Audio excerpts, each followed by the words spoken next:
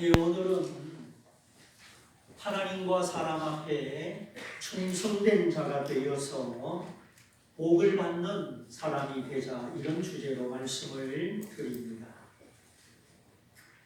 하나님은 복되신 하나님이시고 모든 복의 근원이요 복의 주관자이십니다.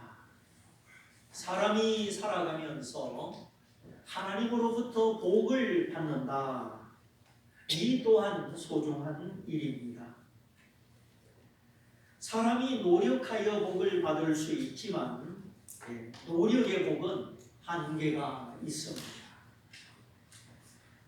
노력하다 보면 좌절을 당하기도 하고 속임을 당하기도 하고, 또 우리 인간의 노력에는 보장된 것이 없습니다.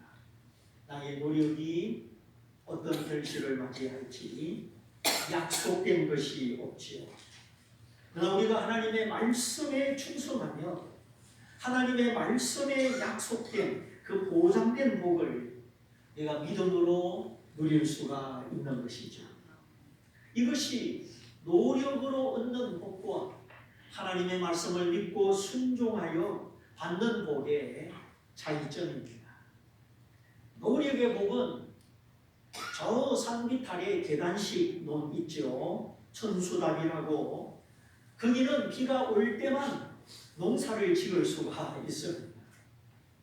그러나 저수지 밑에 논은 물 걱정할 필요가 없죠. 언제든지 수문을 열어서 물이 공급되기 때문입니다. 하나님이 우리를 충성되이 여겨서 충성된 자에게 주시는 복이 이 저수지 밑에 있는 논과 같습니다. 사람이 게으르고 요행만 바라고 그래도 안 되지만 노력에만 의지하고 하나님의 복을 기대하지 않는 것도 잘못된 것입니다. 하나님의 자녀는 하나님 아버지의 복을 기대해야 하는 것입니다. 그러니까 게으른 사람, 목적 없이 목표 없이 게으른 사람이 있고, 또 자기만 믿고 내가 하면 되는 줄 알고 노력하는 사람이 있고, 그리고 또 한 사람, 하나님을 기쁘시게 하나님과 보조를 맞추어서 하나님으로부터 복을 받는 사람이 있습니다. 그러므로 우리가 어떤 사람이 되어야 합니까? 게으른 사람이 되어서도 안 되고, 자기만 믿고 노력만 하는 사람이 되어서도 안 되고, 하나님이 뭘 원하시나 하나님의 마음을 알고 하나님의 소원을 알아 하나님과 동업하는 사람, 하나님께 충성된 사람이 되어야 하는 것입니다.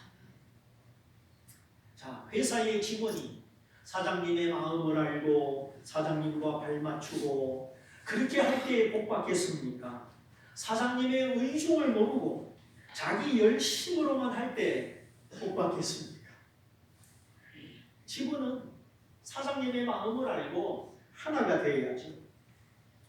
사람 사는 것이 나만 사는 것이 아니고 너와 나, 또 우리, 이런 상호 관계 속에 살아갑니다. 그러므로 사람은 서로서로 이 관계를 잘 맺어야 하죠. 사람의 행복이 소유가 이 관계에 놓여 있습니다. 복을 받는 것도 마찬가지. 혼자만의 노력, 혼자만의 열심이 아니라 만물을 지으신 하나님, 복의 근원이 되신 하나님과 보조를 맞추고 하나님을 기쁘시게 하는 자가 되어야 하는 것입니다. 그러면 복은 따라옵니다. 행복이라는 것은 마음의 상태, 내적으로 누리는 것이죠. 복이라는 것은 생활의 상태, 외적으로 누리는 것입니다. 이렇게 내면적으로 누리는 마음의 복, 또 외면적으로 누리는 생활의 복, 이 모든 복이 하나님께 달렸고, 하나님은 만물의 주인이요 모든 행복과 복의 근원이십니다. 그러므로 게으른 사람 되지 말고 노력만 하는 사람 되지 말고 하나님을 알고 이미 주신 하나님의 은혜를 감사하고 하나님과 보조를 맞추는 사람, 하나님을 기쁘시게 하는 사람, 그래서 행복과 복을 하나님으로부터 받는 사람 되시기를 바랍니다. 옛날부터 소복은 재건이요 대복은 재천이라. 작은 복은 노력에 달렸고 큰 복은 하늘에 달렸다 하였습니다. 그러므로 내가 꿈꾸고 내가 목적을 세우고 앞뒤 좌우 보지 않고 달려가는 것도 좋지만 내가 하나님을 더 알아가고 있는가? 하나님이 나에게 무엇을 바라시는가? 그래서 내가 하나님께 충성하고 있는가? 이런 점을 생각해 봐야 하는 것입니다. 자, 부모, 형제나 남편, 아내나 인생의 근본적인 관계, 그 중에 하나의 관계만 잘못되면 마음에 짐이 되고 괴롭습니다. 자식이 되어 부모님과 불편하다. 어찌 마음이 편하겠습니까? 부부가 되어 서로 마음이 불편하다. 어떻게 안정감을 찾을 수가 있겠습니까? 우리 자녀들도 마찬가지. 아무리 공부 1등해도 선생님과 관계가 안 좋고 친구 관계가 안 좋고 그러면 우리 아이는 행복하지 못합니다. 그러므로 나만 열심히 살면 되지, 나만 정직하고 나만 노력하면 되지, 그건 아닙니다. 알게 모르게 내가 그런 자세를 가지고 사는 거, 그건 관계의 법칙을 벗어난 것이죠. 하나님을 제1로 첫 번째로 사랑해라. 그리고 너의 이웃을 사랑해라. 십계명의 압축 요약 한마디로 하면 하나님을 뭐하고 사랑하고 이웃을 사랑해라. 그것입니다. 하나님을 사랑하지 아니하면 하나님을 모르는 사람이요 하나님과의 관계가 맺어지지 아니한 사람입니다. 그러니까 하나님과 끊어진 채로 하나님과 상관없이 나 홀로 살아가고 있는 것이지. 햇빛을 받지 못해도 식물들이 시들고 자라지 않는데 하나님의 은혜의 빛을 받지 않으면 사람의 마음이 어둡고 소망이 없이 살아가게 되는 것입니다. 우리 아이가 친구도 없고 누구하고도 어울리지도 않고 소외된 아이, 관계가 없는 아이, 그렇게 되면 좋겠습니다. 사회성이 없다, 남을 배려할 줄 모른다, 사교성이 없다, 이거는 부모들의 첫 번째 걱정입니다. 내 아이가 자기밖에 모른다, 그게 걱정이지. 자, 그러면 나는 하나님과의 관계가 끊어진 채로 또는 형식적인 관계로 나 혼자 살아간다. 그건 병 중의 병입니다. 성경에서 자기 백성을 향하여 너희는 나를 먼저 사랑해라. 나 외에 다른 신을 두지 말라. 하나님이 왜 이렇게 말씀을 하셨을까요? 하나님이 우리 저를 받고 싶어서 우리 위에 군림하고 싶어서 그런 거 아닙니다. 하나님은 자존자요 자유자요 자족자이십니다.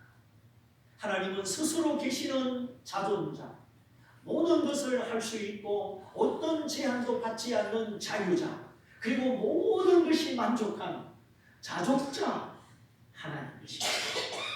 그러므로 하나님은 우리의 경배를 받지 않아도 아무 부족함이 없습니다.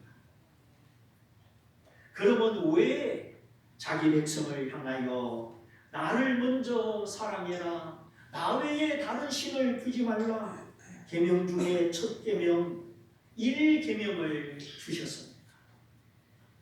그거는 우리가 헛된 신에게, 죽은 신에게 경배하지 않고 살아계신 하나님으로부터 생명을 얻고 복을 받으라 하는 것입니다. 나는 너희를 애국 땅에서, 종된 땅에서 인도하여 낸 여호와다. 종살이 하던 운명에서 구출해 준 여호와다. 하나님이 십계명을 내리시기 전에 그 전제 조건으로 하신 말씀입니다. 하나님과 나와의 관계. 자식이 일진회에 빠지고 폭력 서클이나 깡패 소굴이나 또는 이단 집단에 빠져서면 거기서 나오기를 부모가 얼마나 기다리겠습니까?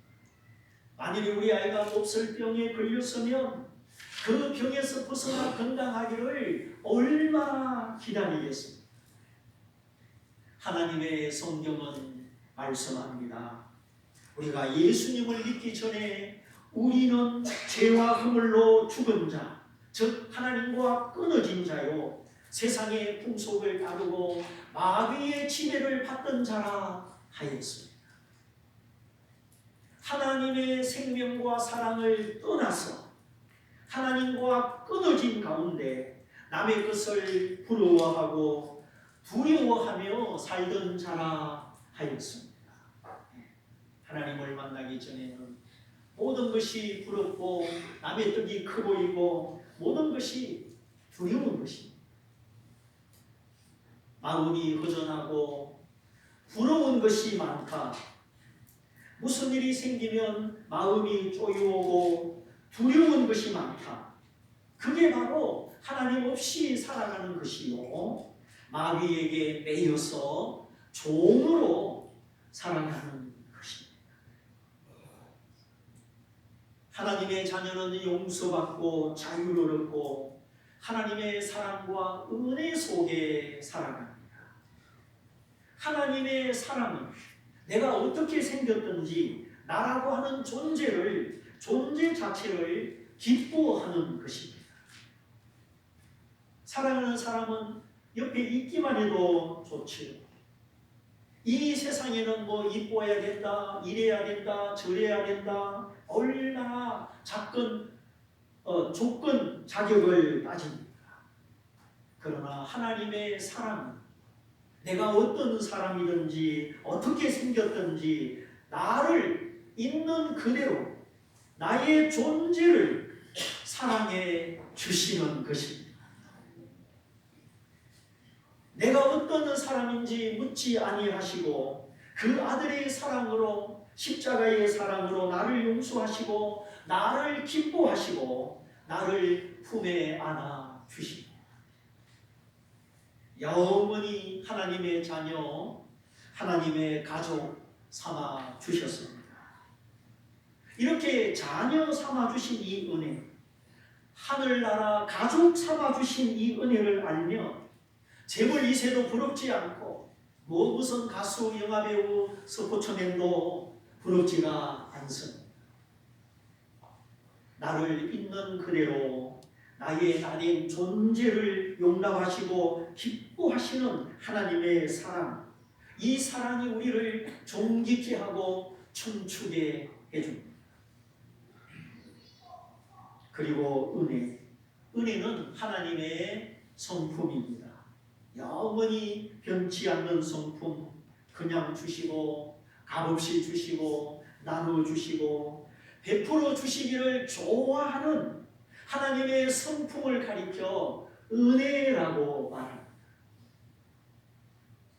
이렇게 나를 있는 그대로 사랑하시고 하늘과 땅의 모든 좋은 것을 값없이 베풀어 주시는 하나님, 그 하나님이 나의 구원자, 내 아버지, 나의 보호자, 내 모든 필요의 공급자가 되셨으니 너희는 하나님을 멀리하지 마라, 하나님을 떠나지 마라, 참되고 사신 하나님 한 분 외에 다른 신, 죽은 신, 거짓 우상에게 빠지지 말고 너희의 구원자, 너희의 축복자, 너희 하나님을 사랑해라 하는 것입니다.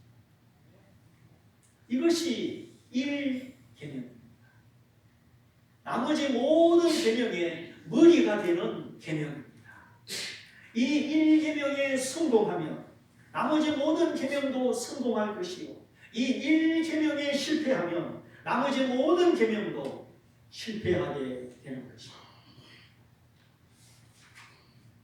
그러므로 지금 제가 하고자 하는 말은 사람이 게을러도 안 되지만 하나님과의 관계, 하나님을 더 알아가고 보조를 맞추고 하나님을 기쁘시게 하는 이것을 소홀히 하고 노력으로만 살아가면 안 된다 하는 것입니다. 사람이 진정 복을 받는 길, 하나님이 복 주실 때에 가능한 것입니다.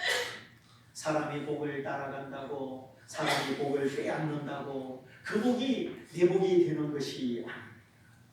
복은 복의 근원이 되시는 하나님이 주셔야만 내가 받는 것이죠. 그래서 그 어떤 것도 부럽지 않고 두렵지 않고 하나님 때문에 마음의 자유와 자족과 안심을 가지고 살아가는 행복, 그리고 내 모든 필요와 선한 것을 채워주시는 복, 내면적인 행복, 외면적인 복, 이 모든 행복과 복의 근원은 하나님이십니다. 그러므로 결론, 우리는 하나님을 사랑하고 그 하나님께 충성해야 된다 하는 것입니다. 자, 올 한 해 2019년이 저물어 가고 있습니다. 내가 뭔가를 이루기 위하여 노력한 것만큼 하나님을 사랑하였는가? 하나님께 충성하였는가? 우리가 같은 실수를 반복하지 않기 위해서 마음을 비우고 돌아볼 필요가 있습니다. 오늘 성경에 나오는 엘리에셀이라는 사람, 본문에 이름이 안 나오지만 앞에 창세기 15장에 그 이름이 나와 있습니다. 아브라함의 종 엘리에셀. 이 엘리에셀은 도우시는 하나님, 하나님은 나를 도우신다 그런 뜻입니다. 아마 짐작컨대 이 엘리에셀은 인생의 많은 환난과 풍파 속에 아브라함을 통하여 하나님을 알게 되고 하나님을 믿게 된 사람인데, 그날부터 하나님만 의지하고 전적으로 하나님의 도우심을 바라는 사람이 되었을 것이다, 그렇게 추측을 해봅니다. 하나님이 아브라함을 부르시고 언제 어떻게 인도하시고 아브라함과 하나님 사이에 무슨 일이 있었다, 아브라함의 역사, 아브라함의 신앙은 성경에 다 기록이 되어 있지요. 그가 언약의 족장이요 하나님의 약속을 믿는 약속의 머리이기 때문입니다. 하나님과 약속을 맺은 사람, 하나님의 언약을 따라 살기로 작정한 사람, 이 사람이 아브라함인데 어느 때인가 이 엘리에셀이 아브라함을 만나게 되었을 것입니다. 하나님과 내가 언약을 맺으며 내가 그 말씀대로 살기로 작정하고, 그러면 하나님은 그 언약을 지키시고 그 언약이 나를 존귀하게 만들어 줍니다. 복음도 계약을 잘하고 상거래도 계약을 잘하면 수익이 따릅니다. 아무데나 사인하고 아무데나 도장 찍고 계약서를 잘못 쓰면 수익이 아니라 손해가 따르게 되죠. 그러므로 우리는 믿을 만한 사람을 만나야 하고 복된 사람을 만나야 합니다. 하나님을 아는 사람, 거짓말하지 않는 사람, 약속을 지키는 사람을 만나야 합니다. 어느 날인가 아브라함과 엘리에셀이 만났는데 이 두 사람의 만남이 큰 복이 되었습니다. 우리가 하나님을 믿고 하나님을 사랑하고 하나님께 충성해야 되는 이유, 하나님의 모든 인간 만사 만남 속에 좋은 사람을 만나게 하시고 복된 사람을 만나게 하시기 때문입니다. 이거는 참 놀라운 신비입니다. 꼭 만나야 될 사람 만나게 하시고 만나지 말아야 될 사람 만나지 않게 하시는 은혜, 이 하나님의 신비한 은혜가 우리 믿는 자, 주께 충성하는 자와 함께 하십니다. 물론 이런저런 사람을 만나고 때로는 만나지 말아야 될 사람도 만나고 그것도 하나님의 뜻 가운데 우리에게 공부가 되고 유익이 되기도 하죠. 사람을 만나는 것이 이렇게 소중하고 신중하구나 우리가 깨닫게 되는 것입니다. 이제 어떤 사람, 모든 사람보다 하나님을 더 가까이, 하나님을 사랑하고 하나님께 충성할 때 하나님은 당신의 신실함을 나타내시고 좋은 만남, 복된 만남으로 우리를 인도하십니다. 아브라함과 엘리에셀의 만남이 그러했고 이 종 엘리에셀을 통한 이삭과 리브가의 만남이 그러했습니다. 하나님은 만남을 예비하시고 만남을 통하여 우리를 축복하십니다. 오늘 저와 여러분이 예수 안에서 만나고 교회 안에서 만나고 이것이 우리의 축복이요 생명의 근원임을 믿고 이 만남을 소중히 여기고 더 잘 가꾸어서 하나님이 준비한 이 만남의 복이 더 커지기를 바랍니다. 하나님이 원하는 만큼 하나님이 준비하신 만큼 우리가 그저 자기 생각 속에 자기 노력 속에 갇히지 말고 더 큰 믿음, 더 큰 충성, 더 큰 복을 향하여 나아가야 하겠습니다. 자, 언제인지 모르지만 이 엘리에셀이 아브라함을 만나게 된 것, 일생일대의 큰 기회요 인생의 전환점이었습니다.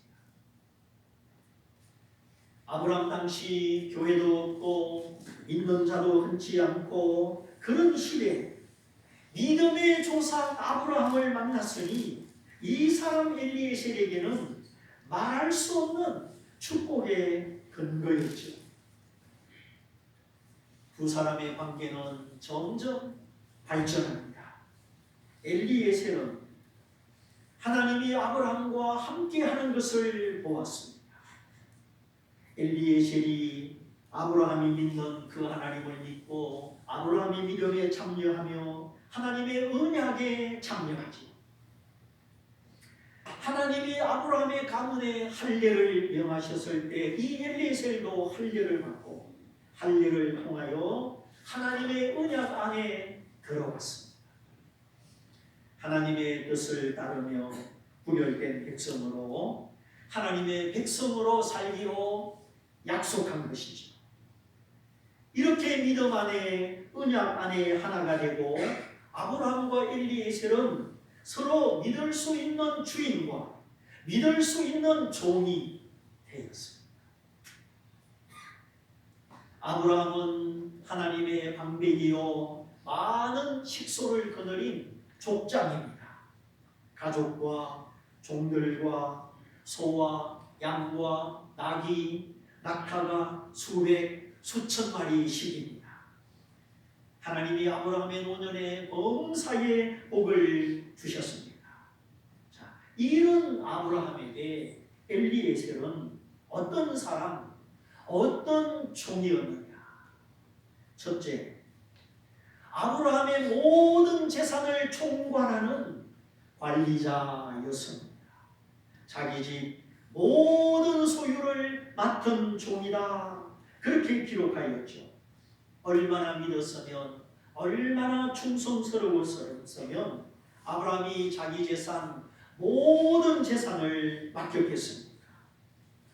자, 내가 가진 통장, 모든 재산을 어떤 사람에게 맡긴다. 이게 쉬운 일입니까? 어려운 일입니까? 내 돈 1,000만 원 누구에게 맡길 수 있겠어요? 10억이면 그걸 누구에게 전적으로 맡길 수 있겠습니까? 나의 재산을 누군가에게 다 믿고 맡긴다는 거 어려운 일이죠. 결코 쉬운 일이 아닙니다. 그런데 아브라함은 그 많은 식솔, 대가족을 거느린 족장인데 그들을 먹여 살리는 모든 재산을 누구에게 맡겼다고요? 딱 한 사람, 엘리에셀에게 전부 다 맡겼습니다. 주인이 믿고 모든 것을 맡길 수 있는 종, 안심하고 잠잘 수 있을 만큼 절대 충성된 종 엘리에셀이었습니다. 우리도 하나님께 충성하면 하나님이 우리에게 많은 것을 맡기시는 줄 아시기를 바랍니다.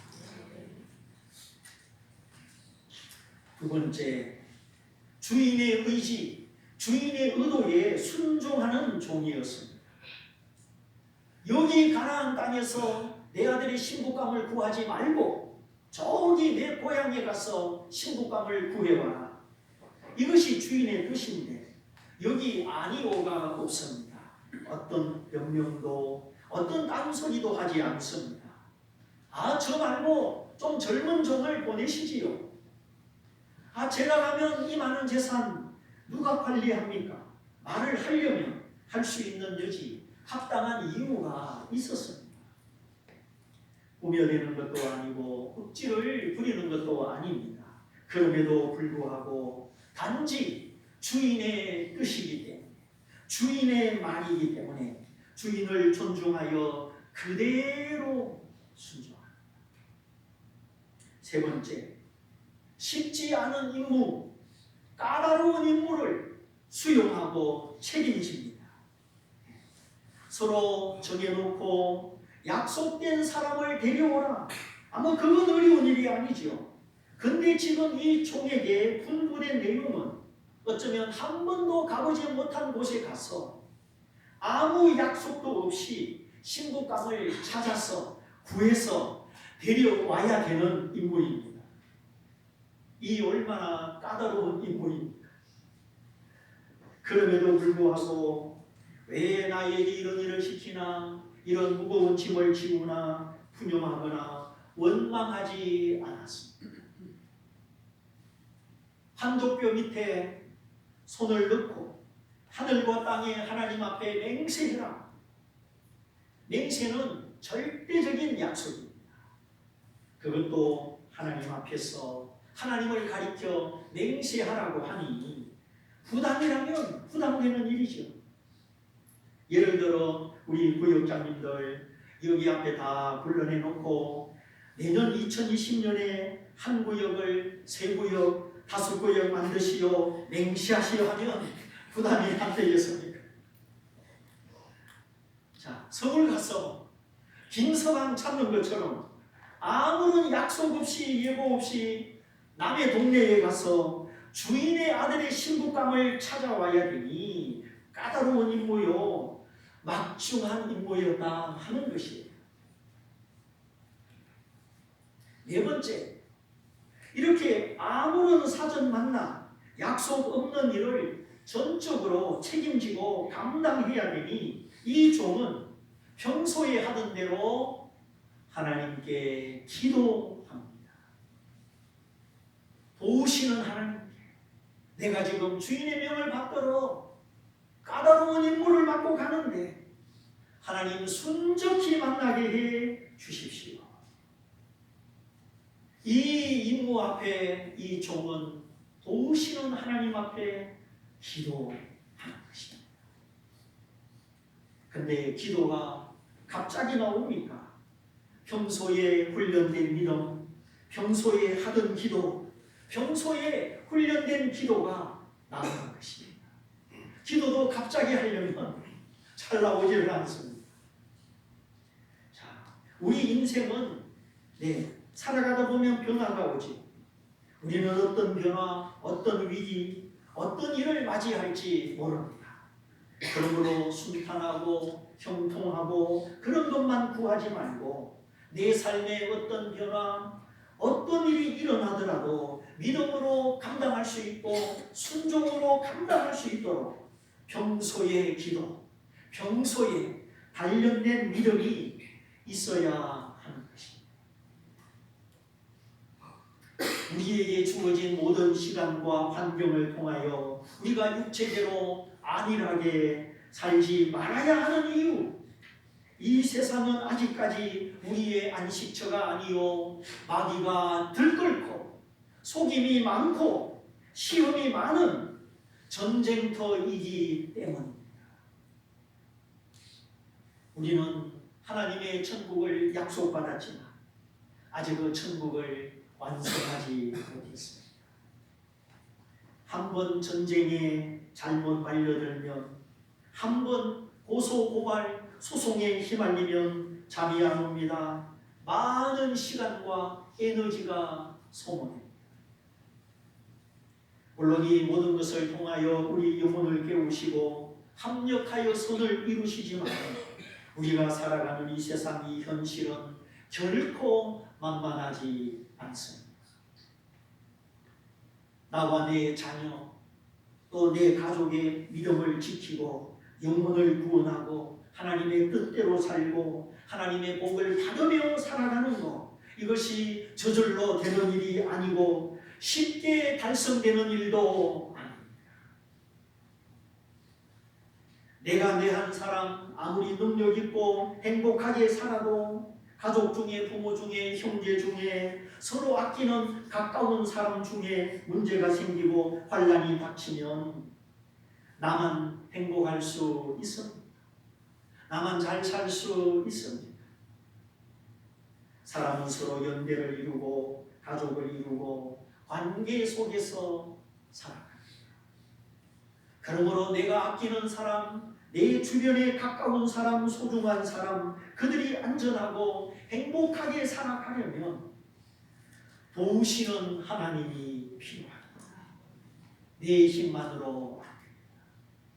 그래서 우리가 신앙생활을 정말 마음을 기울여 하나님의 말씀대로 잘해야 된다 하는 것이죠. 그렇기 때문에 제가 늘 하는 말, 이 세상의 가치를 따라 출세 성공, 물질만을 위하여 살지 말고 틈틈이 힘쓰고 애써서 하나님을 가까이 기도하며 연합하며 하나님과 함께 살아가야 된다 하는 것입니다. 축구도 갑자기 하면 다리를 다칩니다. 등산도 갑자기 하면 비벼요. 이 땅에서 참과 거짓이 섞여 있고 하나님과 사탄 사이에 보이지 않는 전쟁이 벌어지고 있는 이 현실에서 나를 지키고 소중한 사람 지키고 그렇게 살아가는 것이 결코 쉬운 일이 아닙니다. 그러므로 기도하지 않고 하나님을 의지하지 않는 나쁜 놈, 어떻게 내가 열심히 하면 되겠지, 자기를 믿는 마음, 그것이 나를 지켜주거나 나의 소중한 사람을 지켜주지 않습니다.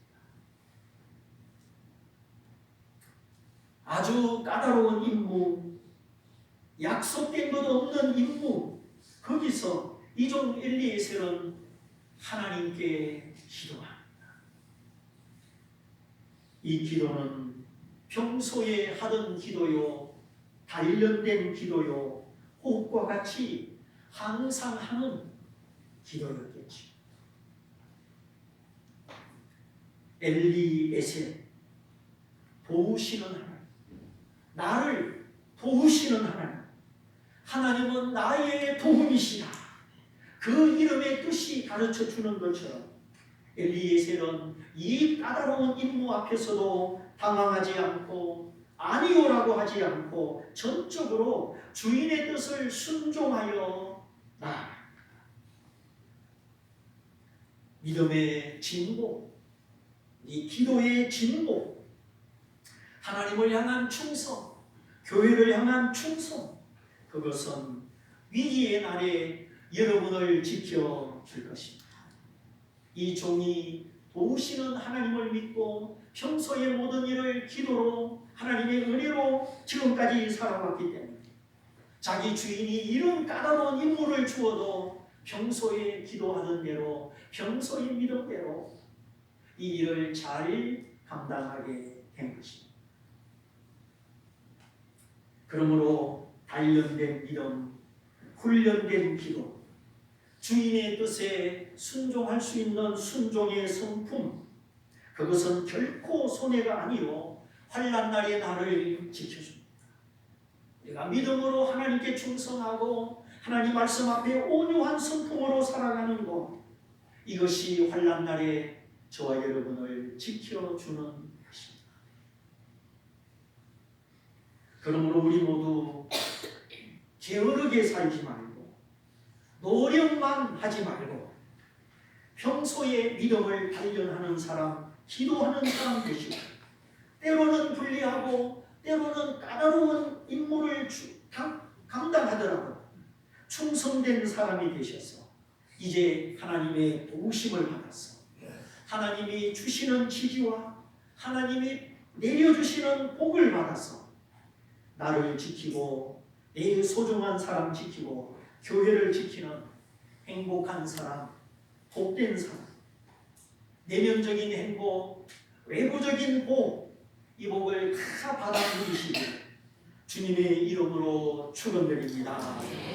우리 말씀을 붙잡고 기도하기 원합니다. 주님, 이제 저물어 가는 한 해 내가 내 믿음을 갈고 닦았는지요, 내가 내 기도를 갈고 닦았는지요, 내 믿음의 진보와 기도의 진보를 이루었는지요, 그리고 모든 걸 하나님께 맡기고 하나님의 주시는 복을 기대하며 살았는지요, 아니면 하나님과 나와의 관계는 형식적이고 내가 내 노력으로만 그렇게 살았는지요, 우리 말씀을 붙들고 생각하면서 새해는 하나님 앞에 충성되고 하나님과 더 가까운 기도의 사람, 믿음을 단련하는 사람 되도록 우리 같이 기도하겠습니다.